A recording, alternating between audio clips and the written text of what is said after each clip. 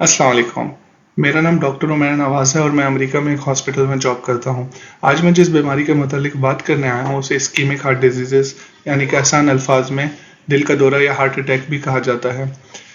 इस बीमारी को कुछ किताबों में अ साइलेंट किलर, एक खामोश कातिल भी बोला गया है, जिसकी बड़ी वजह यह है कि इसमें अलामतें बड़ी हद तक पेचीदा हो जाती हैं और मरीज को मालूम भी नहीं होता कि वो ये डिजीज कैरी करता है। क्या आप जानते हैं पाकिस्तान समेत दुनिया भर में सबसे ज्यादा नॉन कम्युनिकेबल डिजीजेस के बाइस होने वाली अमवात की वजह इस्कीमिक हार्ट डिजीजेस यानी कि हार्ट अटैक या दिल का दौरा पड़ना है। पाकिस्तान में हर साल काफी लोग गैर सेहत बख्श खुराक, वर्जिश की कमी और बहुत ज्यादा कसरत से तंबाकू नोशी करने के बाइस इस बीमारी में मुब्तला होते हैं।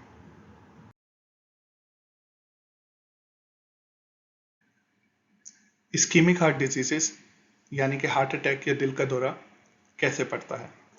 आपके दिल को एक खास आर्टरी, कोरोनरी आर्टरी, जिसे कोरोनरी शरेयान भी कहते हैं, उसके जरिए खून की सप्लाई मैसर होती है। जब कोलेस्ट्रॉल शरेयानों में जमा होता है तो उससे खून का बहाव कम हो जाता है। अगर ये आपका दिल है और ये कोरोनरी आर्टरी है तो कोरोनरी आर्टरी से ब्लड फ्लो, खून का बहाव हार्ट की तरफ जाएगा। पर अगर यहाँ पर एक क्लॉट बन जाएगा, वो क्लॉट इस खून की रवानी को मुतासिर करेगा, जिसके ज़रिए अब उतनी आसानी से खून दिल तक नहीं पहुंच पाएगा, जिसके बाइस दिल को खून, ऑक्सीजन और ग़ज़ाई अज्जा की फराहमी मुतासिर होगी। इस्कीमिक हार्ट डिजीजेस यानी कि हार्ट अटैक या दिल का दौरा पड़ना की एक बहुत ही ख़ास और स्पेसिफिक अलामत यह है कि आपके सीने के उल्टे हाथ की जानिब आपको दबाव या दर्द महसूस हो, जो कि आपके जबड़े या फिर उल्टे हाथ के कंधे या बाजू की तरफ जाए। कभी कभी आपको सिर्फ सीने के बीच में दबाव या फिर मतली या उल्टी जैसी फीलिंग महसूस होती है।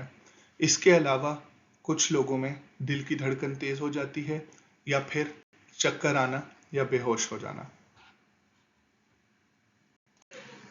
किसी भी बीमारी की तरह इस्कीमिक हार्ट डिजीजेज यानी कि हार्ट अटैक या दिल का दौरा पड़ना के कुछ रिस्क फैक्टर्स यानी खतरे के अवामिल हैं, जो अगर मरीज में पाए जाते हैं तो उस मरीज का इस बीमारी के लगने के चांसेस बहुत ज़्यादा हो जाते हैं।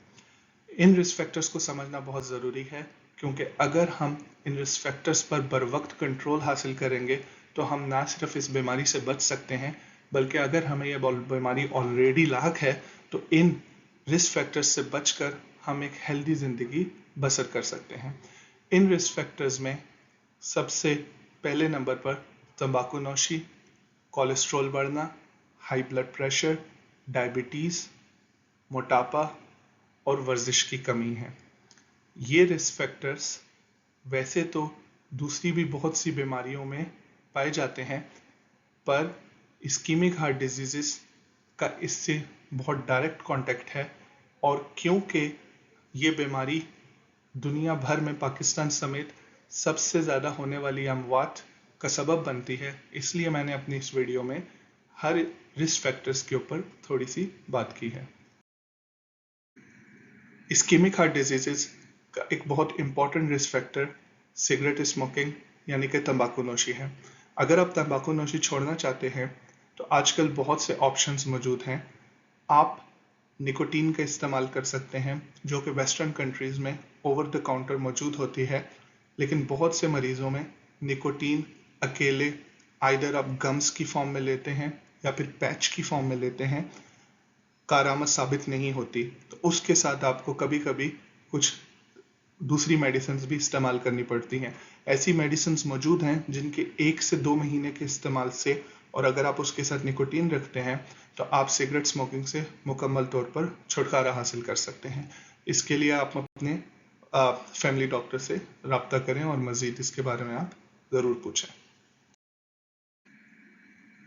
इस्कीमिक हार्ट डिजीजेस और कोलेस्ट्रॉल का डायरेक्ट लिंक है। जैसा कि आपको मैंने बताया कि इस्कीमिक हार्ट डिजीजेस यानी कि दिल का दौरा पड़ना या हार्ट अटैक में खून की शरीयानों में कोरोनरी आर्टरी के अंदर एक क्लॉट बन जाता है, जिससे दिल को खून की रवानी मुतासिर होती है। उस क्लॉट का एक मेन इंग्रेडिएंट कोलेस्ट्रॉल है। आपका अगर कोलेस्ट्रॉल लेवल बढ़ा हुआ है तो उसे कैसे कम किया जाए? सबसे पहले तो कोलेस्ट्रॉल के टेस्ट का नाम लिपिड प्रोफाइल टेस्ट होता है, जिसमें मुख्तलिफ किस्म के लिपिड या फिर कोलेस्ट्रॉल मॉलिक्यूल्स होते हैं। इसके बारे में मुकम्मल वीडियो मेरे चैनल पर मौजूद है। लिपिड प्रोफाइल टेस्ट 20 साल की उम्र के बाद एटलीस्ट एक दफ़ा होना ज़रूरी है अगर आप में रिस्क फैक्टर्स मौजूद हैं, जैसे कि मोटापा, डायबिटीज़। अगर आपका कोलेस्ट्रॉल लेवल बढ़ा हुआ है तो आप उसको कम करने के लिए वेट लॉस, डाइट, एक्सरसाइज जैसे लाइफस्टाइल मैनेजमेंट कहते हैं, उसके थ्रू आप उसे कम कर सकते हैं। मेक श्योर कि आपकी डाइट में सैचुरेटेड और ट्रांस फैट कम हो। आप अगर कोई बाहर से प्रोडक्ट ले रहे हैं तो लेबल्स के ऊपर अक्सर सैचुरेटेड और ट्रांस फैट्स के बारे में मेंशन होता है। इसके अलावा आप मेक श्योर करें कि आपकी डाइट में इनफ फाइबर्स हों। फाइबर्स आपके खाने में मौजूद कोलेस्ट्रॉल का आपके जिस्म में अब्जॉर्प्शन कम कर देते हैं। Last, weight loss also helps in reducing cholesterol level. So basically जब आप एक्सरसाइज करते हैं और अपना वजन, जब आप एक्सरसाइज करते हैं, रनिंग करते हैं, तो आपकी बॉडी आपके फैट को ब्रेक डाउन करके उसमें से एनर्जी लेती है, जिसकी वजह से आपका कोलेस्ट्रॉल लेवल कम होता है।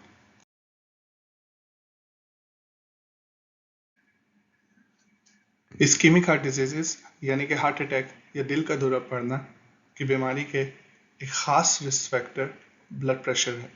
ब्लड प्रेशर क्या है और इसे कैसे कंट्रोल किया जा सकता है? ब्लड प्रेशर के बारे में मेरे चैनल पर एक पूरी वीडियो मौजूद है, आप उसे देख सकते हैं। इस वीडियो में मैं आपको ब्लड प्रेशर के बारे में कुछ इंपॉर्टेंट चीज़ें बताऊंगा। अगर आपकी उम्र 40 साल से ज़्यादा है तो एटलीस्ट साल में कम से कम भी एक बार ब्लड प्रेशर चेक करना ज़रूरी है, और आप इसे खुद घर में चेक कर सकते हैं। आप इस तरह की मशीन मार्केट में रेडीली अवेलेबल होती है। इस मशीन में 2 रीडिंग्स होती हैं। ये टॉप की रीडिंग सिस्टोलिक SYS कहलाती है और बॉटम की रीडिंग डायस्टोलिक 78, जो इस मशीन में लिखी हुई है, डायस्टोलिक कहलाती है। तो अगर मैं इस मशीन से ब्लड प्रेशर रीड करूं तो इस वक्त ब्लड प्रेशर 118/78 यानी कि सिस्टोलिक ब्लड प्रेशर 118 और डायस्टोलिक ब्लड प्रेशर 78 है। ये तीसरी चीज 84 जिसके साथ पल्स लिखा हुआ है, ये दिल की धड़कन है, लेकिन ऊपर की 2 रीडिंग्स ब्लड प्रेशर कहलाती हैं। अगर आप 18 साल से 39 साल की उम्र के बीच में हैं तो आपको एटलीस्ट 3 से 5 साल में एक दफ़ा अपना ब्लड प्रेशर ज़रूर चेक करना चाहिए, स्पेशली अगर आपको खतरे के अवामिल यानी कि रिस्क फैक्टर्स जैसे कि मोटापा, ज़्यादा वज़न या high normal BP. High normal BP क्या होता है? नॉर्मल ब्लड प्रेशर 130/80 है। हाई ब्लड प्रेशर 140/90 है। तो अगर आपका ब्लड प्रेशर 130/80 है या उससे नीचे है तो ये नॉर्मल ब्लड प्रेशर है। अगर आपका ब्लड प्रेशर 140 या 90 से ऊपर है तो ये हाई ब्लड प्रेशर है। वो तमाम रीडिंग्स जो 130 और 139 के बीच में या फिर 80 to 89 के बीच में आती हैं उसे हाई नॉर्मल ब्लड प्रेशर कहते हैं, या फिर प्री ब्लड प्रेशर या प्री हाइपरटेंशन कहते हैं। अगर आपका ब्लड प्रेशर हाई नॉर्मल है तो आपको उसे फ्रीक्वेंटली चेक करना चाहिए टू मेक श्योर कि आप हाइपरटेंशन में मुब्तला ना हो जाएं।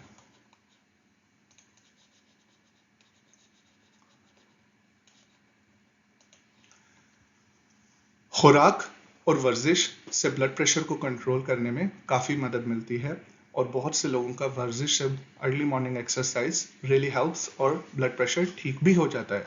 मगर आपके लिए कभी कभी अदवायात लेना बहुत ज़रूरी होती हैं, स्पेशली अगर ब्लड प्रेशर कंट्रोल ना हो रहा हो। अक्सर लोग ब्लड प्रेशर मेडिसिन पे होते हैं और उनका ब्लड प्रेशर कंट्रोल हो जाता है और वो मेडिसिन लेना छोड़ देते हैं, जिसकी वजह से ब्लड प्रेशर वापस बढ़ जाता है। इससे मेडिसिन कंप्लायंस कहते हैं और ये एक बड़ी वजह है ब्लड प्रेशर की रीडिंग्स का ऊपर आना। तो अक्सर पेशेंट से कहते हैं कि मेरा ब्लड प्रेशर नॉर्मल है, इसलिए मैंने ब्लड प्रेशर की दवा नहीं ली। तो अगर आपने ब्लड प्रेशर की दवा नहीं ली तो अब ब्लड प्रेशर नॉर्मल नहीं रहेगा। ये मेडिसिन टाइम लेती हैं, इस वजह से इन मेडिसिन को लेना बहुत ज़रूरी है और अगर आपने इन्हें मिस किया तो बहुत चांसेस हैं कि आपका ब्लड प्रेशर वापस ऊपर चला जाएगा। अनलेस कि आपका ब्लड प्रेशर लो रहता हो, उसके लिए आप अपने डॉक्टर से रब्ता करें। डायबिटीज़ का इस्कीमिक हार्ट डिजीज़ यानी कि हार्ट अटैक, दिल का दौरा पड़ना जैसी बीमारियों से बहुत डायरेक्ट लिंक है। आपका ब्लड ग्लूकोज लेवल अगर हाई रहेगा तो वो ब्लड ग्लूकोज आपके खून की शरीयानों को डैमेज करेगा और उसके बाइस वहाँ पे आपके खून की शरीयानों में कोलेस्ट्रॉल डिपॉजिट होगा, ब्लड ग्लूकोज डिपॉजिट होगा और क्लॉट बनने के चांसेस बढ़ जाएंगे। अगर आप ये जानना चाहते हैं कि आपको डायबिटीज़ है या नहीं है, तो उसके लिए आपका डॉक्टर बहुत से टेस्ट, 3 से 4 किस्म के टेस्ट ऐसे हैं, 2 से 3 किस्म के, जिनको करके ये मालूम किया जा सकता है कि आपको डायबिटीज़ है या नहीं है। But most commonly use test, specially west में सबसे ज़्यादा कॉमनली यूज टेस्ट HbA1c कहलाया जाता है। ये टेस्ट आपको आपके आखिरी पिछले 3 महीने के ब्लड ग्लूकोज लेवल के बारे में बताता है। अगर आपका पिछले 3 महीने का ब्लड ग्लूकोज लेवल 6.5% से ज़्यादा है तो उसे डायबिटीज़ कहते हैं। अगर 5.7 से कम है तो ये नॉर्मल है और अगर 5.7 और 6.4 के बीच में है तो उसे प्री डायबिटीज़ कहते हैं। डायबिटीज़ के ऊपर मेरे चैनल पर एक मुकम्मल वीडियो कंप्लीट पैकेज के साथ मौजूद है और मैं चाहूँगा कि आप सब लोग वो वीडियो ज़रूर देखें, क्योंकि डायबिटीज़ एक बहुत इम्पॉर्टेंट रिस्क फैक्टर है। वो इटसेल्फ एक बहुत बड़ी बीमारी है, इसकी बहुत सी पेचीदगियाँ और कॉम्प्लिकेशंस हैं और ये बहुत सी दूसरी बीमारियों का रिस्क फैक्टर भी है। डायबिटीज़ का एक बड़ा इलाज वर्जिश करके अपने जिस्म में से फैट को कम करना है, ताकि इंसुलिन की रेजिस्टेंस जो है वो कम हो सके और आपका जिस्म इंसुलिन एक्सेप्ट कर सके। इसके अलावा आप अपनी डाइट में कार्बोहाइड्रेट से भरपूर ग़िज़ाओं का इस्तेमाल कम करके भी अपने ब्लड शुगर लेवल को कंट्रोल कर सकते हैं। मोटापा यानी कि obesity, ischaemic heart disease, heart attack या दिल का दौरा पड़ना जैसी बीमारियों का एक बहुत ही इम्पॉर्टेंट रिस्क फैक्टर है। अपने वज़न को काबू करना, कंट्रोल करना बहुत ज़रूरी है। इसकी बड़ी वजह यह है कि मोटापे के बाइस आपके जिस्म में चर्बी ज़्यादा होती है, जिससे इंसुलिन की रेजिस्टेंस बढ़ती है, जिसके बाइस आपको डायबिटीज़ और हाई कोलेस्ट्रॉल का ख़तरा होता है। और ये दोनों हार्ट डिजीज़ का direct link, direct risk factors हैं। मोटापा, इसको चेक करने के लिए एक general terminology body mass index use होता है। बॉडी मास इंडेक्स, जिसे हम BMI कहते हैं। It's not a rocket science. आप गूगल पर जाकर BMI लिखें और बहुत सी वेबसाइट्स खुल जाएंगी जहां पर आप अपना वेट किलोग्राम्स में डालेंगे और हाइट मीटर्स में डालेंगे, तो वो आपको आपका BMI कैलकुलेट करके बता देगा। अगर आपका BMI 18.5 और अगर आपका BMI 18.5 और 25 के बीच है तो ये हेल्दी रेंज है। अगर 25 और 30 के बीच है तो ये ओवरवेट रेंज है। मैंने ज़्यादातर पेशेंट्स ओवरवेट रेंज में देखे हैं। अगर आपका BMI 30 या उससे ऊपर है तो ये ओबेसिटी कहलाता है। फिर इसमें भी फर्दर क्लासेस हैं, class 1, class 2, class 3, depending on क्या आपका BMI कितना है। ओबेसिटी से कैसे बचा जा सकता है, इसका ताल्लुक डायरेक्टली आपकी डाइट से है। इसके अलावा अगर वज़न बढ़ रहा है तो एक्सरसाइज, वेट लॉस और लाइफस्टाइल मैनेजमेंट। मैं कोशिश करूँगा कि मैं अपने चैनल पर ओबेसिटी के ऊपर एक मुकम्मल वीडियो बाकायदा इसके किन चीज़ों से इसको प्रिवेंट किया जा सकता है और किन चीज़ों से इसकी ट्रीटमेंट की जा सकती है, उस पर एक मुकम्मल वीडियो बना। आजकल कुछ ऐसी मेडिसिन मौजूद हैं जो अगर लाइफस्टाइल मैनेजमेंट से आपकी ओबेसिटी कम नहीं हो रही तो वह आपको आपके वज़न कम करने में हेल्प कर सकती हैं। इसके बारे में आप अपने डॉक्टर से रब्ता कर सकते हैं। इसमें एक सर्जरी भी की जा सकती है जो वेस्ट में काफ़ी कॉमन है, जिसे बैरियाट्रिक सर्जरी कहते हैं। आप इसके बारे में अपने डॉक्टर से पूछ सकते हैं। ये स्पेशली उन लोगों के लिए होती है जिनका BMI 40 से ज़्यादा हो।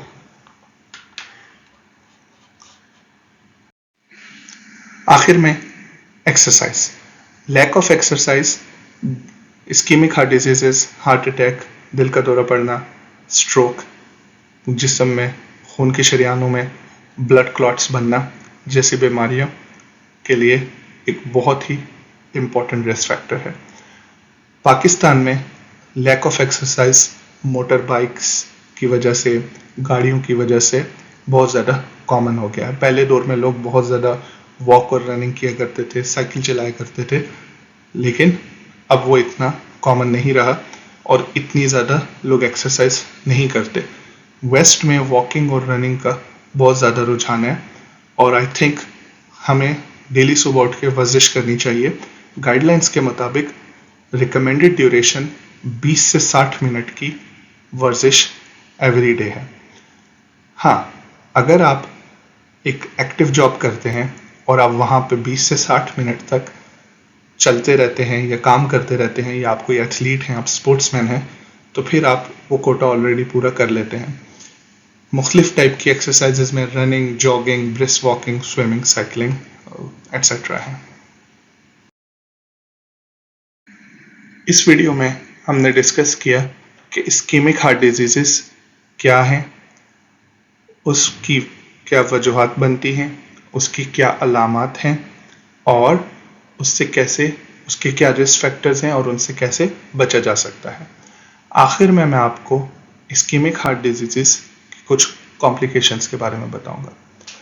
नॉर्मली अगर आपके सीने में दर्द उठता है और रेस्ट करने से या जुबान के नीचे नाइट्रोग्लिसरीन की गोली रखने से वो दर्द ठीक हो जाता है, तो उसे सिंपल स्टेबल एंजाइना कहते हैं, जो इस्कीमिक हार्ट डिजीजेस की सबसे बेसिक टाइप है। और बहुत से मरीज सालों साल इस तरह के एंजाइना के दर्द में मुब्तला रहते हैं और वो अपने डॉक्टर से राब्ते में रहकर जैसे ही एक्सर्शन पर उनको दर्द होता है जुबान के नीचे गोली रखते हैं और रेस्ट करने से उनका दर्द ठीक हो जाता है। लेकिन अगर रेस्ट करने से दर्द ठीक ना हो या जुबान के नीचे नाइट्रोग्लिसरीन की गोली रखने से दर्द ठीक ना हो, तो इसका मतलब है कि अब आपको हार्ट अटैक या दिल का दौरा पड़ रहा है। इसकी 3 टाइप्स हैं, unstable angina, STEMI and STEMI. ऐसे मौके पर आपको रेस्क्यू एम्बुलेंसेस को कॉल करके फौरी तौर पर हॉस्पिटल जाना ज़रूरी है, जहां पर आपकी EKG की जाएगी, आपके कुछ कार्डियक एंजाइम्स जिन्हें ट्रोपोनिन्स कहा जाता है वो की भेजे जाएंगे और उनके लेवल्स को चेक किया जाएगा कि ट्रोपोनिन्स बढ़ तो नहीं रहे, अगर बढ़ रहे हैं तो किस तरह बढ़ रहे हैं, और उस तरह देख के ये डिटरमिन किया जाएगा कि आया आपको प्रॉपर हार्ट अटैक है, और अगर है तो फिर कैथ लैब में ले जाकर आपके दिल की शरीयान में जो क्लॉट पड़ा हुआ है वहाँ पर बराह रास्त स्टेंट लगाकर उस शरीयान के ब्लॉकेज को ओपन किया जाएगा। अगर कैथ लैब में कार्डियक कैथेटराइजेशन के दौरान ये डिटरमिन किया जाए कि मल्टीपल वेसल्स, एक से ज़्यादा कोरोनरी आर्टरीज ब्लॉक हैं, तो फिर कभी कभी मोस्ट ऑफ द टाइम एक प्रोसीजर जिसे आम जुबान में बाईपास और मेडिकल टर्मिनोलॉजी में कैबेज कहते हैं, वो प्रोसीजर उसके बाद किया जाता है।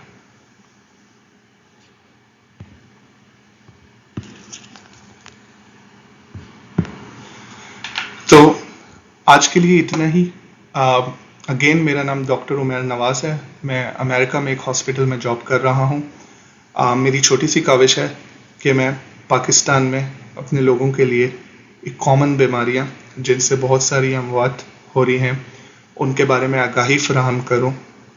और अगर आपको किसी भी किस्म का कोई सवाल है तो you can write it in the comment section. I will try my best to answer all your questions. मैं पूरी कोशिश करूँगा कि मैं आपके सवालों का जवाब दूँ। अगर आपको कोई क्वेश्चन है तो आप प्लीज़ कमेंट सेक्शन में लिखें, और अगर किसी किस्म का कोई फीडबैक या तजवीज़ हो तो ज़रूर दिएगा। Thank you.